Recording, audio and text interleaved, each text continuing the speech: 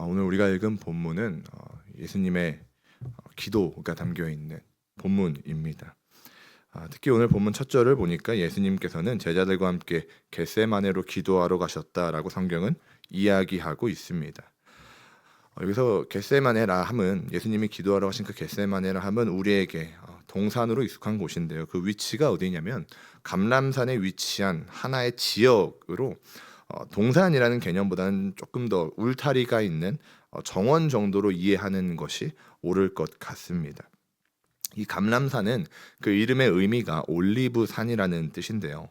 이름처럼 많은 올리브 농장이 감람산 안에 존재했다고 합니다. 그리고 이 겟세마네 역시 누군가의 올리브 농장, 그 개인 사유지 중에 하나였을 것이다. 이렇게 많은 학자들이 해석을 합니다. 그러니까 이것은 예수님께서 자주 기도하러 가셨던 곳인데 이곳은 제자들도 알고 예수님도 알고 예수님 모두에게 제자들 모두에게 익숙한 그 장소였습니다. 예수님은 지금 그 장소로 올라가신 것이죠. 예수님은 그 겟세마네에 제자들과 함께 오르신 후에 한 장소에서 제자들 보고 머물라고 명령하십니다. 그리고 특별하게 베드로와 야고보, 요한만을 택하셔서 조금 더 들어가셨다라고 성경은 이야기하고 있습니다. 그리고 예수님은 특별히 데리고 갔었던 그 세 명의 제자들에게 당신의 심정을 보다 솔직하게 토로하는 것을 우리는 볼 수가 있습니다. 여기서 이 세 명의 제자들은 예수님께서 특별한 사역을 하실 때 늘 동행하던 제자들이었습니다. 변화산 사건에서 엘리야하고 모세와 함께 예수께서 대화를 하실 때 그 자리에도 이 세 명이 존재했었고 회당장 야이로의 딸을 살리러 가는 그 장소에서도 이 세 사람만은 데리고 가셨었죠. 이처럼 이 세 사람은 특별한 사건이 있을 때 예수님이 늘 데리고 갔었던 제자들입니다. 그럼 왜 도대체 이 세 명을 데리고 다니셨을까요? 성경이 그 이유를 설명하지는 않습니다. 우리가 성경을 해석할 때 가장 탁월한 해석은 성경이 성경을 해석하는 것인데 이것에 대해서 성경은 말을 하고 있지는 않지만 많은 학자들이 해석을 하건대 어떻게 해석을 하냐면 아마도 이 예수님의 승천 이후에 이 세 명의 제자들이 특별히 무거운 사역들을 감당하는 것을 볼 수 있는데 그 특별히 무거운 사역을 감당할 때 그들이 예수님을 증거할 수 있도록 또 그 책임을 다할 수 있도록 훈련시키기 위해서 데려간 것일 것이다. 이렇게 많은 학자들이 해석을 합니다. 실제로 사도행전을 보면 요한과 베드로는 이 사도행전 전면에 등장하는 것을 볼 수가 있고 야고보 역시 신앙으로 말미암아서 순교하게 됨을 우리는 사도행전에서 볼 수가 있습니다. 또한 갈라디아서 2장 9절을 보면 야고보와 요한, 베드로를 교회의 기둥이라고 이야기하기도 하죠. 그렇기 때문에 예수님은 이 세 사람을 데리고 다니면서 주님의 사역을 목격하게 하셨고 오늘 본문을 통해 보게 되겠지만 기도하게 하시는 것입니다. 계속해서 본문을 보자면 오늘 본문을 보면요. 예수께서 두려움과 슬픔으로 죽기까지 고민하였다고 성경은 증거하고 있습니다. 예수께서는 분명하게 하나님의 뜻을 알았고 하나님의 말씀을 기억하고 있으셨습니다. 그분은 성자 예수님으로 감당하셔야 하는 그 하나님의 명령을 분명하게 아셨죠. 그래서 종려 주일 때 그 예루살렘에 입성하신 것이 아닙니까? 예루살렘의 입성을 우리가 종려 주일로 기념하는 것이 아닙니까? 하지만 그럼에도 불구하고 그 십자가형이 얼마나 고통스러운지 그 십자가형에 처하는 죄수들이 얼마나 치욕스럽고 고통스럽게 죽어가는지를 잘 아셨기 때문에 두려우신 것이죠. 그래서 오늘 본문에서 그분은 고민하고 괴로워하고 있는 것입니다. 이어서 39절을 보니 순종에 앞서서 두려움과 고민, 슬픔으로 인해 죽기까지 고민이 쌓인 예수님은 어떻게 반응하시는지가 나타나 있습니다. 예수님은 택하신 세 명에게 깨어 있을 것을 명령하신 후에 그곳에서 더 들어가서 기도하시기를 선택하십니다. 특히 이 39절 상반절 윗부분을 보면 예수님이 기도를 드리는 자세를 언급하는데 성경은 예수님께서 기도하실 때 얼굴을 땅에 대시고 엎드려서 기도했다고 이야기합니다. 즉 본문은 하나님이신 예수께서 가장 겸손한 태도로 그리고 간절한 마음으로 하나님께 기도했음을 보여주고 있는 것이죠. 그분은 가장 겸손한 태도로 하나님의 뜻을 구하고 은혜를 구하는 기도를 하고 있는 것입니다. 그리고 39절 하반절부터는 겸손한 자세를 올린 그 기도의 내용이 등장하는데 그 기도의 내용은 다소 우리에게 충격을 주기도 합니다. 제가 금요예배 설교를 하면서도 말씀을 드렸었는데 이 구약에서는 이 잔이 하나님의 진노의 심판으로 표현되곤 합니다. 사람의 죄로 인해서 쌓인 그 진노의 잔, 이제는 더 이상 미뤄질 수 없고 반드시 부어져야 하는 그 잔을 의미하는 것이죠. 그렇다면 그 잔이 부어진다는 것은 무엇을 의미하는 것입니까? 누군가는 그 잔을 마셔야 한다는 것입니다. 곧 하나님의 진노를 누군가는 대신 받아야 한다는 것이죠. 그리고 그 진노의 잔은 이사야서의 말씀과 같이 어린 양 예수께서 담당하셔야 하는 것입니다. 즉 예수님이 하나님의 심판을 온전히 담당하셔야 하는 겁니다. 그러니까 그 잔을 온전히 취하셔야 한다는 것을 의미하는 것이죠. 그게 예수님의 사명인 것입니다. 그런데 예수님의 기도의 내용을 보니까요. 예수님은 그 잔을 넘길 수만 있다면 넘겨달라고 지금 기도하고 있는 것입니다. 흔히 우리가 이 다른 공관복음서의 표현을 보면 예수께서 이 기도를 어떻게 하셨냐면 땀방울이 핏방울이 될 때까지 기도를 했다고 공관복음은 이야기를 하는데 그렇게 간절하게 열심히 기도했던 기도의 내용이 우리에게는 충격이 될 수밖에 없는 것이죠. 사랑하는 성도님들, 예수님께서는요. 자신의 두려움을 감추지 않으십니다. 하나님이신 그분이시지만 그럼에도 불구하고 예수님은 자신의 마음을 솔직하게 제자들에게 나누시고 하나님 앞에서 고백을 하십니다. 예수님은 그 잔을 당신이 마셔야 하고 그 잔을 당신이 담당해야 하는 심판임을 알고 계셨음에도 불구하고 닥쳐오는 두려움 앞에 하나님의 은혜를 구하며 할 수만 있다면 그 잔을 넘겨달라고 간절히 기도하십니다. 이처럼 간절히 기도하는 예수님의 기도를 통해서 우리가 깨닫게 되건대 첫째로 우리는 무엇을 깨달을 수 있냐면요. 하나님의 말씀에 하나님의 명령에 순종할 때에는 두려움이 찾아오는 것이 일반적이라는 것입니다. 지금 예수님은요. 하나님의 명령을 분명히 아셨습니다. 그런데 하나님이시지만 동시에 완전한 사람이셨던 예수님도요. 그 하나님의 명령에 순종하기에 앞서 두려움을 마주합니다. 우리 역시 하나님의 명령에 앞서 두려움이 찾아오는 것은 이상한 것이 아니라 믿음이 없는 것이 아니라 어쩌면 당연한 것이라는 거죠. 우리가 하나님의 말씀에 순종해서 직장 가운데에서 말씀을 살아낼 때 이 말씀대로 살아내다 보면은 사회에서 직장에서 내가 어리석은 자가 된다는 것, 내가 머물고 있는 어떤 공동체에서 말씀을 따라 살아간다는 것, 하나님의 명령에 순종한다는 것은 어쩌면 그 공동체로부터 배척을 받을지도 모른다는 것, 그러한 두려움이 찾아오는 것은 나의 믿음이 없음이 아니라 어쩌면 일반적이라는 것입니다. 그것이 예수님의 기도를 통해서 깨닫게 되는 첫 번째입니다. 두 번째는요. 두려움을 해결하는 방법이 무엇인지 우리는 알 수가 있게 됩니다. 예수님은 두려움이 찾아오셨을 때 어떻게 하셨냐면 기도하십니다. 감추는 것이 아니라요. 예수님은 두려운 감정이 피어올랐을 때 그 감정을 수치스러워하거나 감추지 않으시고 애써 외면하고 부정하지 않으시고 괜찮은 척, 덤덤한 척, 나는 사람으로 온 하나님이니 괜찮은 척 하시는 것이 아니라 오히려 하나님 앞에 간절히 기도하십니다. 자신의 감정을 고백하며 간절하게 은혜를 구하시죠. 우리는 예수님의 기도에서 이거를 깨닫게 되는 것입니다. 두려움이 찾아오는 것은 일반적인데 그 두려움이 찾아왔을 때 우리가 해야 하는 것은 그것을 숨기는 것이 아니라 오히려 털어놓는 것이죠. 하나님 앞에 말입니다. 그런데 이 기도에서 더 중요한 것은 그 다음입니다. 예수님은 솔직하게 아뢰고 은혜를 구하기도 했지만 거기서 기도를 멈추시지는 않으십니다. 오히려 예수님은 그토록 괴롭고 두려움에도 할 수만 있다면 넘기고 싶음에도 불구하고 자신의 뜻을 관철하지는 않으십니다.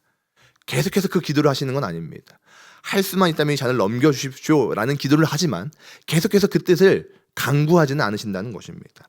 오히려 하나님의 뜻이 이루어질 수 있도록, 예수께서 말씀에 순종할 수 있도록 기도하시죠.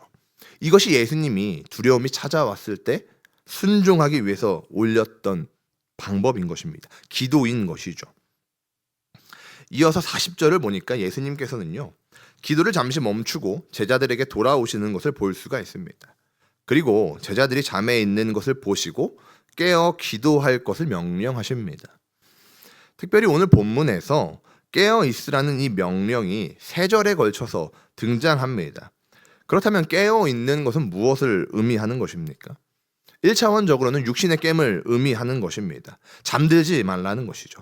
잠들지 말고 깨어 있으라는 것입니다. 근데 중요한 것은 그냥 잠을 자지 말라는 것이 아니라 깨어서 기도하라는 것이죠. 고로 깨어 있으라는 표현은 육신의 깨임을 넘어서서 영혼의 경계를 의미하는 것입니다. 즉 예수님은 베드로와 야고보와 요한에게 육신도 영혼도 깨어서 경계하라는 것입니다. 어떻게 경계합니까? 무엇을 경계해야 합니까? 바로 시험을 경계해야 하는 것입니다. 시험에 들지 않도록 경계하고 기도하라라고 말씀하시는 것이죠. 그럼 그들에게 찾아올 시험은 무엇입니까? 좁게는 이제 곧 예수님의 기도가 맞춰지게 되면 가룟 유다가 올 것이고 그가 예수님을 팔 것입니다. 그리고 예수님은 십자가에서 고난을 당하시겠죠. 그때 그들이 겪게 될 그 신앙의 어떤 위험, 위협, 그 앞에 무너지지 않도록 기도하라는 것입니다. 더 넓게는 그들이 예수님이 승천하신 후에 그 3명의 제자들이 해야 할 그 사역들 속에서 그들이 만날 신앙의 시험에 넘어지지 않게 하기 위해서 깨어 기도하라고 명령하시는 것입니다. 앞서 3사람을 택하여 데리고 가신 이유에 대해서 말씀을 드렸습니다. 그들은 예수님이 승천하신 이후에 죽으셨다 부활하시고 승천하신 이후에 교회의 중역으로 무거운 사역을 감당해야 합니다. 물론 그들뿐만이 아니라 모든 제자들이 그 사역을 감당해야 했지만 특별히 이 3사람은 교회의 중역으로서 무거운 사역들을 감당해야만 합니다. 충분히 낙담하고 무너질 수 있을 만큼 크고 험난한 길인 것이죠. 그렇기 때문에 시험에 들지 않게 깨어 기도하라라고 명령하시는 것입니다. 즉 예수님은 이제 곧 마시게 될 하나님의 진노의 잔 앞에서 스스로가 기도할 뿐 아니라 제자들에게도 기도할 것을 명령하시는 겁니다. 그리고 기도 가운데 하나님의 뜻을 알도록 사탄의 공격과 온갖 시험에 휩쓸리지 않도록 스스로 기도하시는 것이며 제자들 역시 기도하게 하시는 것이죠. 여기서 우리는 순종에 있어서 또 시험을 이겨내는 것에 있어서 필요한 것은 깨어 기도하는 것임을 알게 되는 것입니다. 후에 예수님께서는 제자들을 가르치시고 깨어 기도할 것을 명령하시고 2번째 기도하러 가시는 것을 우리는 보게 됩니다. 42절에는 예수님의 2번째 기도 내용이 담겨 있는데 그 내용은 첫 번째하고 크게 다르지는 않습니다. 다만 기도가 조금 더 확신으로 발전되어지고 있음을 우리는 보게 됩니다. 첫 번째 기도에서 예수님은 넘길 수 있다면 넘겨달라고 하나님의 은혜를 구하는 기도를 하지만 2번째 기도에서는 반드시 마셔야 하는 잔이라면 하나님의 뜻대로 그 잔을 마시겠다라고 기도를 올리시죠. 그리고 다시 한번 제자들에게 오신 후에 3번째 같은 내용으로 기도를 하러 가셨다고 성경은 이야기를 합니다. 사랑하는 성도님들, 이와 같이 본문에는요 예수님께서 총 3번의 기도를 하는 것을 우리는 보게 됩니다. 그렇다면 예수님은 왜 3번이나 기도를 하러 가셨을까요? 우리는 여기에 대해서 고민을 해보아야 하는 것이죠. 물론 기도가 조금씩 달라지기는 하지만 같은 주제 곧 십자가의 희생에 대해서 기도하셨음은 분명한데 그것은 변하지가 않는데 왜 같은 주제로 3번이나 기도를 하신 것일까요? 왜 마태복음은 예수님께서 이처럼 3번이나 같은 내용으로 기도하셨음을 언급하고 있겠습니까? 저는 그 이유를 순종을 위한 충분한 기도를 보여주시기 위함이라고 해석을 합니다. 설교 초반부에서도 말씀을 드렸지만 예수님은 분명하게도 당신께서 하셔야 할 사역을 아셨습니다. 하나님이 세상을 이처럼 사랑하셔서 독생자를 보내셨음을 예수님은 아셨죠. 그리고 이 땅에서 성취하셔야 할 하나님의 뜻은 십자가에서 완성된다는 것을 이미 아셨습니다. 그뿐입니까? 예수님은 죽으셔도 3일 만에 다시 부활하실 것도 아셨고, 그리고 얼마 뒤에 하나님 곁으로 다시 승천하실 건 역시 모두 아셨습니다. 그런데 중요한 것은 그 모든 것을 알고 계심에도 그 말씀에, 그 명령에 순종하기에 앞서서 기도하신다는 것입니다. 자신의 바람은 철저히 낮추고 하나님의 말씀에, 그분의 명령에 철저하게 순종하기 위해서 예수님은 이와 같이 충분히 기도하시는 것입니다. 사랑하는 성도님들, 예수님은 이 기도 가운데 하나님과 온전히 교제하셨고, 그 교제를 통해서 하나님의 뜻을 명확하게 다시 새기셨습니다. 이미 알고 계셨지만 그 기도를 통해서 다시금 당신이 하셔야 할 사역이 반드시 그 잔을 마셔야 하는 것임을 기도를 통해 다시금 새기신 것입니다. 그리고 나서 그 기도를 마치신 것이죠. 3번이나 기도를 하신 후에 그 기도를 마치십니다. 그리고 본문 45절과 46절을 보면요, 기도를 마치신 예수님은 제자들에게 당신께서 죄인들의 손에 팔릴 것을 말씀하십니다. 그리고 이 다음 말씀이 중요한데, 예수님은 이렇게 말씀하시죠. 함께 가자. 나를 파는 자가 가까이 왔느니라. 아멘. 사랑하는 성도님들, 예수님은요, 기도를 마치신 후에 함께 가자고 말씀하십니다. 자신을 팔아 넘길 죄인들을 만나면 이제 십자가에서 생명을 내어 놓아야 하는데, 그것을 아시는 예수님께서는 도망가자라고 말씀하시는 것이 아니라 함께 가자라고 제자들에게 이야기를 하시는 것이죠.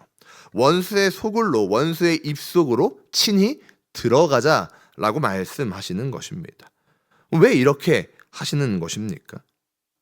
예수님은 3번의 기도를 통해서 하나님과 온전히 교제를 누렸고, 그 하나님의 완전하신 뜻에 순종하기로 하신 것이죠. 그 완전하신 뜻에 순종하기 위해서 제자들과 함께 말씀하시는 겁니다. 함께 가자. 예수님은 그 십자가 사역을 성취하시기 위해서, 제자들은, 그 3명의 제자들은 예수님이 승천하신 후에 그 무거운 그 사역을 감당할 때 예수님을 온전히 증언하기 위해서, 그 모든 것을 목격하기 위해서 함께 가자라고 말씀하시는 것이죠. 그리고 그분의 순종은 우리에게 구원을 내어주시게 되는 것입니다. 사랑하는 강북우리교회 모든 성도님들, 하나님이신 예수님에게도 진노의 잔을 마시는 것은 결단코 쉬운 명령은 아니었을 겁니다. 왜냐하면 완전하신 하나님이시지만 동시에 그분은 완전하신 사람이시기 때문에 우리가 느끼는 모든 감정과 두려움을 예수님 역시 느끼셨기 때문일 겁니다. 순종해야 하는 것을 분명히 아셨고, 순종할 때 어떤 일이 일어날지도 분명히 아시지만, 그럼에도 그 명령에 순종하는 것이 쉽지 않으셨습니다. 아니, 심지어 순종하기 위해서 종려나무를 흔드는 그 무리 사이로 그 평화의 왕이 지나가셨음에도, 그렇게 입성하셨음에도 그 십자가의 사역이 완성되기까지, 그 바로 직전까지도 예수님은 두려움에 고민하고 근심하실 만큼 하나님의 명령은 어려운 것이었던 거죠. 그러나 예수님은 그 명령에 완전하게 순종하십니다. 어떻게 가능했습니까? 기도 가운데, 그분의 말씀 가운데 온전히 그 뜻을 새겼기 때문이죠. 예수님은 기도를 통해서 하나님과 완전한 교제를 누리셨고, 하나님의 뜻을 계속해서 인식하셨고, 이 기도를 통해서 완전하신 계획과 섭리에 죽기까지 복종하신 것입니다. 그것이 명령에 순종했던 예수님의 방법이셨던 것이죠. 사랑하는 성도님들, 때로 우리는 이러한 하나님의 명령에 놓이게 됩니다.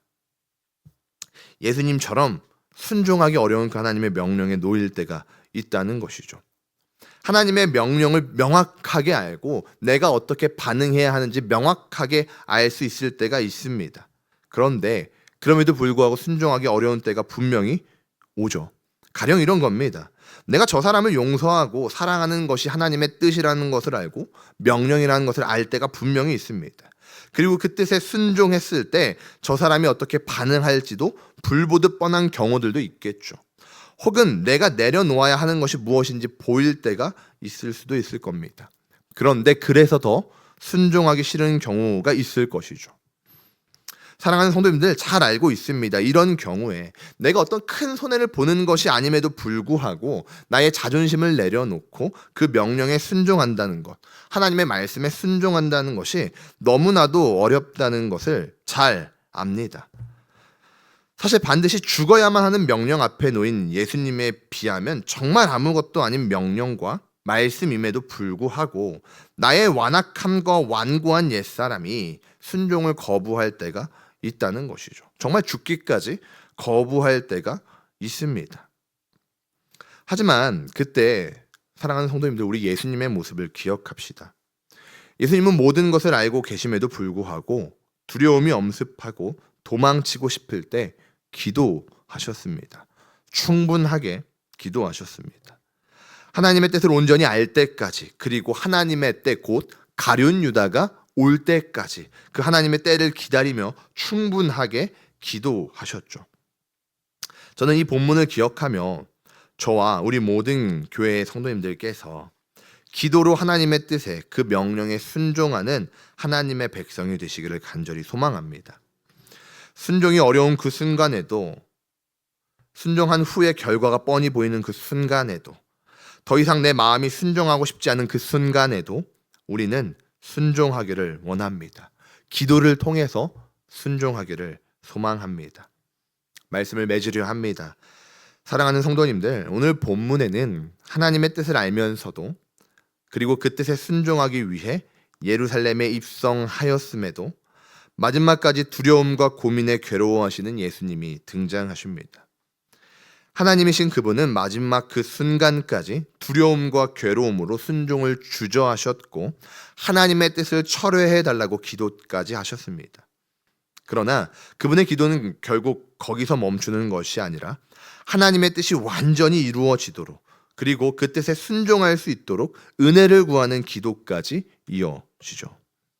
저는 우리 교회가, 또 제가 이러한 예수님을 닮아가는 사람이 되기를, 그러한 그리스도인이 되기를 간절히 소망합니다. 순종하기 어려운 그 순간, 모든 것이 뻔히 보이기에 더더욱 순종하고 싶지 않은 그 순간, 나의 옛사람이 죽어야 하고 나의 완악함이 죽어야 하며 나의 자존심이 죽어야 하기에 더더욱 순종하고 싶지 않은 그 순간, 우리 기도를 통해 예수님을 따라 순종하기를 소망합니다. 하나님께 충분히 기도함으로, 기도하고 또 기도함으로 하나님의 뜻을 알고 하나님의 뜻을 누리며 순종하기를 소망합니다. 그래서 그 순간마다 기도를 통해 예수님의 모습이 생각나기를, 또 기도를 통해 하나님께서 순종할 수 있는 믿음을 부어주시기를, 그리고 그 믿음을 부어주실 때 우리는 그 믿음을 가지고 온전히 순종하는 하나님의 백성이 되기를 간절히 소망합니다. 우리 시간 말씀을 생각하며